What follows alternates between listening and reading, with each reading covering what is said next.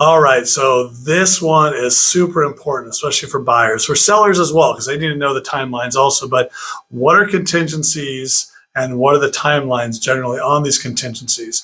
Well, I want you to think of it this way. A contingency is something that is going to keep you from closing.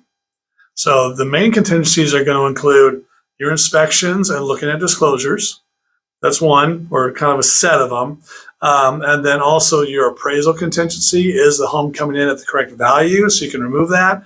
And the third one is usually, and the last one is usually the loan, making sure you get a full loan or a conditional loan approval so you can remove that contingency as well. General timelines of the contracts are 17 days for everything but the loan, and the loan contingency is 21 days. But if anything has taught us in the last couple of years, is that we need to lower those contingency timelines down to really get our offers accepted. So usually with my clients, we're looking for inspections, disclosures, those type of things, 10 to 14 days, and then appraisal, 10 to 14 days, and then the inspection, or excuse me, the loan contingency is going to be more like 17 days, sometimes 14 days, depending on how fast the lender can work.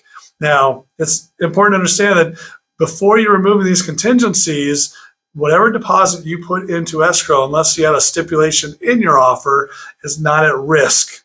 So until you remove those contingencies in California, you can walk away from the deal and get your money back.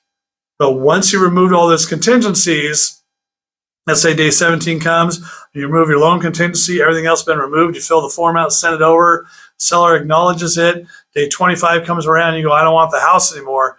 The seller could then go after you for that deposit, or in California, up to 3% of the purchase price. So understanding the contingencies and the timelines that you need for those is super important, because once they're in the contract, you need to stick with those. So make sure you understand that. Talk to your realtor. Hopefully it's agent B.